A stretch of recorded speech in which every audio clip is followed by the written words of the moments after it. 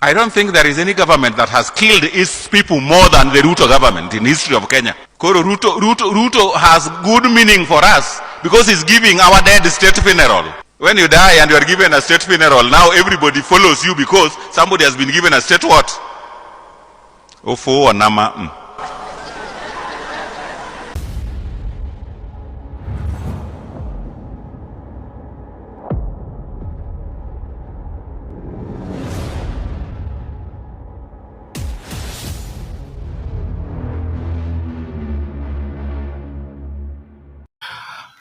Welcome back, ladies and gentlemen, and thank you very much for your greatest support. Now, I think at this point, we really need to understand, or really need to know those Kenyans who are in Uganda, who are living in Uganda, because according to Yoweri Kaguta Museveni, it's like some of us, some of Kenyans are living in Uganda.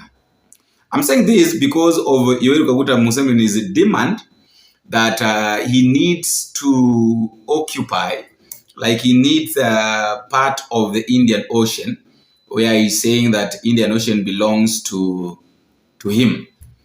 And there is going to be war. Actually, this is what Museveni is saying, that how can you say that you are in a block of flat and that the compound belongs to only the flats on the ground floor? The compound belongs to the whole block. All the flats are entitled to the compound. My ocean is the Indian Ocean. It really belongs to me. I am on the top floor of the block. And then you say the compound belongs only to the ones on the ground floor. This is madness. Before I play you the video of Museveni saying that there is going to be war, I decided to take time and take time and at least look at the map of Africa and the possible access of Museveni to the Indian Ocean, the possible access of Uganda to the Indian Ocean. When you try to look at Uganda is a blocked country, right? So Uganda is not a country that can easily access Indian Ocean. So if they want to access Indian Ocean, they must either break through Kenya, or if they can't break through Kenya, they break through Ethiopia, or if they can't break through Ethiopia, they break through Tanzania. And then, when they break through Tanzania, they're going to Tanzania, take some part of Tanzania and Mozambique. And then now Madagascar is there. Also, the other way is to go through Uganda, Ethiopia, and then Sudan. And then they'll have the Indian Ocean. Or also, they break through the northern part of Kenya, and then to Somalia, and then now they are in Indian Ocean. Or if they don't want to use the eastern part of the Indian Ocean, they can as well use this other side, whereby we have got DRC. They can either again break through the DRC if they are tired of maybe the war between Uganda and Kenya, Uganda and Tanzania, Uganda and Ethiopia, Sudan, and all that. They can as well go back to Democratic Republic of Congo, use that route. Okay, now the DRC, if they decide to use the path of the DRC, it will force them now to interfere with the DRC, because DRC now occupies the largest part.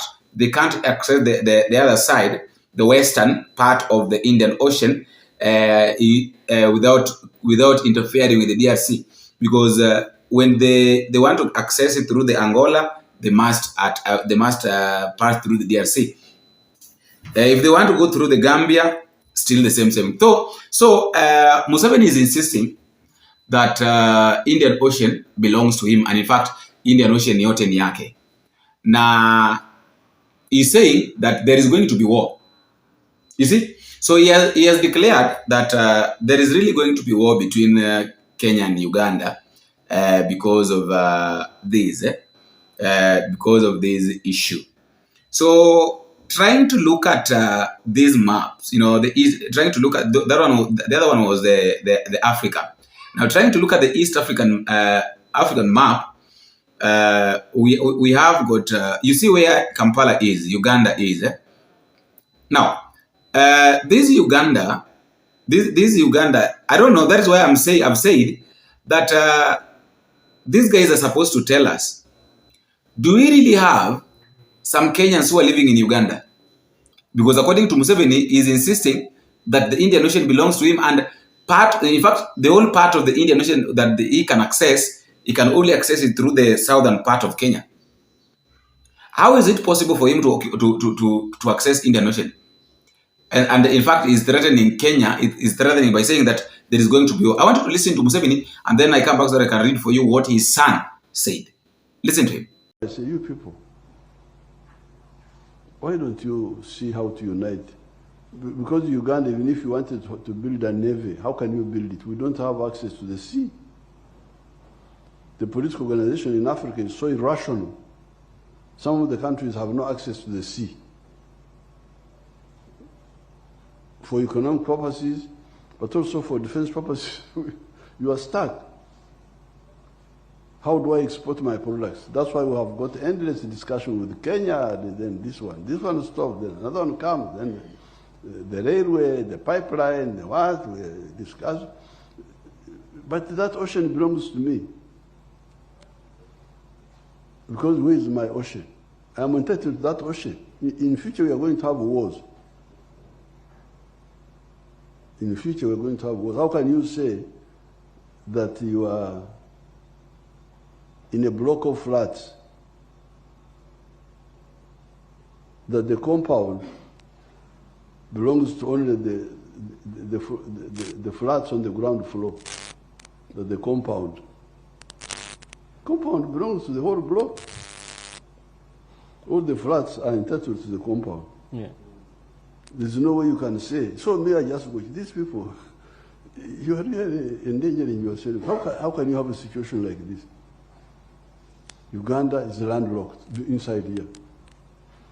But where is my ocean? My ocean is the Indian Ocean. So, no, it belongs, really, me. I'm on the top floor of the block. And then you say the compound belongs only the ones on the ground floor. This is madness. Now, that is what Museveni is saying. Na anasema kwamba people are joking, there is going to be war. And his son, General Muhoozi Kainerugaba,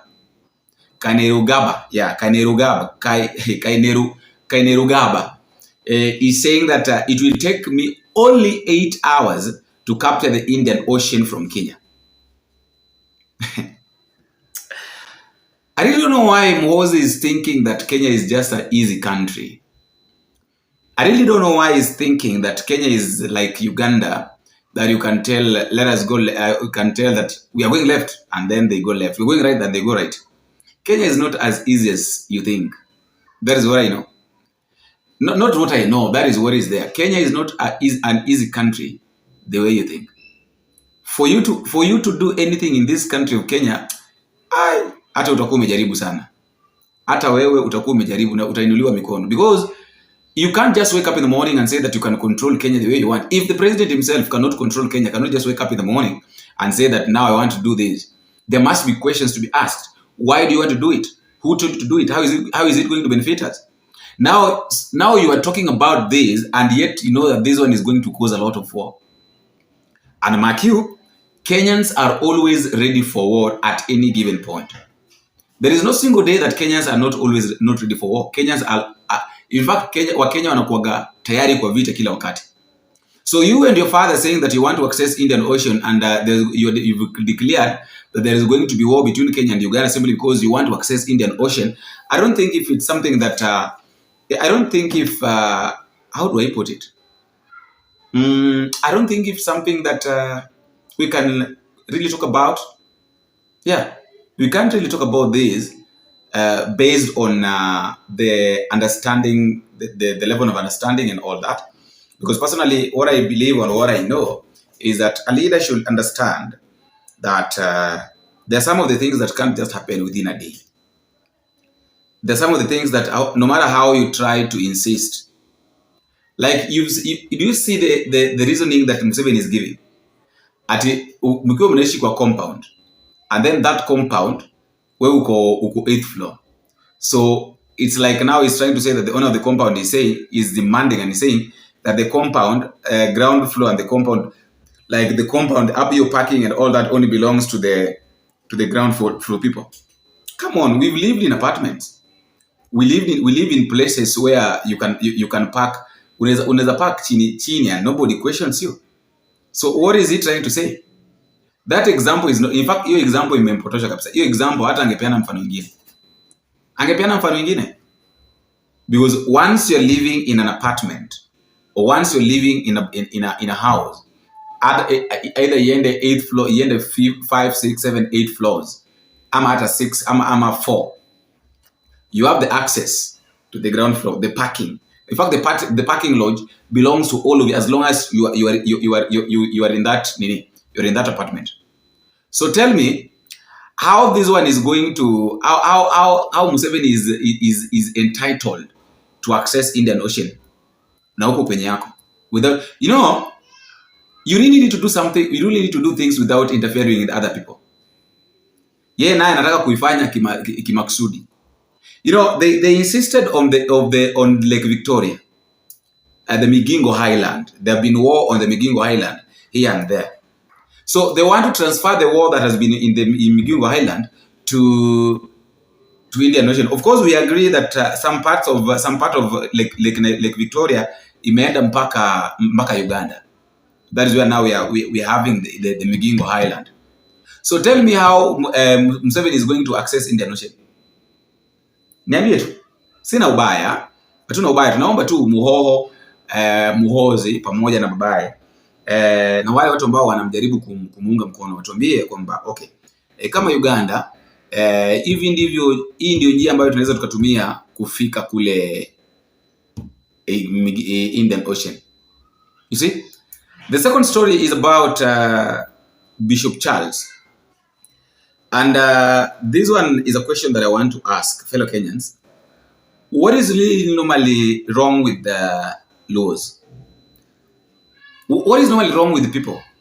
Ni akili ndio watu hawana ama nini? Because you can't tell me that there are some people there's a cocoon of people when wameitana mkutano alafu wanaanza kuattack father simply because alizungumza kuhusu mambo na hii serikali. And then mnasema kwamba asipo apologize kwa William Ruto mtamuua, mtaenda mtampiga. Kwani nyinyi ni nani? We want to say that Charles Oginjo should apologize to William Ruto within 24 hours. Immediate effect. Or else allow us to go and greet this Bishop Rais. The work you are doing in Nyanza, we are seeing and we are really appreciating. We want to tell Charles Oginjo, we are not happy with you, Charles Oginjo. Na usipochunga uja apologize kwa President William Ruto kwa hiyo matamshi mbaya, tutakuja hata hapo kwako nyumbani kukusalimia tu kidogo. Kwa power Ruto power Omolo power. Nataka kuaddress viongozi wetu walio Nyanza hapa. Moso our able governor Nyongo and ule Orengo ule Wasiaya. Nataka mjue hivi. Nyongo umemaliza tamu yako. Unaenda nyumbani. Orengo wewe pia ni kama urudi. Naona hivi ni kama urudi. Boda power. Wewe ni kama urudi kwa sababu usha fail. So mnataka kututoa kwa serikali, mtuache nje. Na nyinyi tamu yenu imeisha. So mimi naomba nyinyi wazee mkae polepole mpangwe. Boda power. Mkae polepole mpangwe. Tutam. Wacha vijana wafanye kazi. Ojenjo Charles, sijio Jenjo, sijio Ngengo. Inafaa kwanza utuambie hiyo Jenjo hii Charles iko kwa Biblia. Unapona pao? Hiyo Jenjo hii Charles iko kwa Biblia.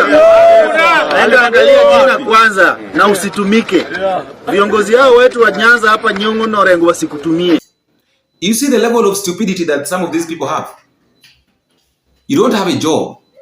Like literally, you're just like a gun for hire, and then you start shouting, "Mara tutakukujia." What are these? Imagine this is the video that is making those boys trying now to threaten father simply because he tried to criticize. In fact, he didn't even criticize. Simply because he said what others normally fear saying. I don't think there is any government that has killed its people more than the RUTO government in history of Kenya. Koro RUTO has good meaning for us because it's giving our dead state funeral. When you die and you are given a state funeral, now everybody follows you because somebody has been given a state what? Ofo or nama. Because when Opio Wanda is made a CS and Buddies made a CS, you are all over how you are enjoying in this government. You know, the irony is, people from Mount Kenya have got 6 or 7 cabinet positions and over 6 PSS, and they're being treated as if they are in opposition. It is the Luos who are in the government. Uneno Suluhu cabinet lokre Sulu Tanzania ka. And they are friends. They talk over the phone. And then they seal things. That is why abductions are being done and you don't hear where those people have gone to. May the Lord help us so that at a personal level, we make a personal decision that you want to lead a life which has integrity. You want to live a life that is beyond reproach. You want to stand for the truth. And your family want to maintain your dignity. You see, it is so much embarrassing and so bad that this is a father, a Luo father, and then now you're trying to threaten him, saying that if he can't apologize to the president, then you're going to attack him and his home. Try. That is the only thing I can say. Try and see what is going to happen to you yourselves. Imagine kuna tu watu ambao wanawangoja hivi. Kuna tu wale watu ambao wanawangoja. Just try and do something very stupid.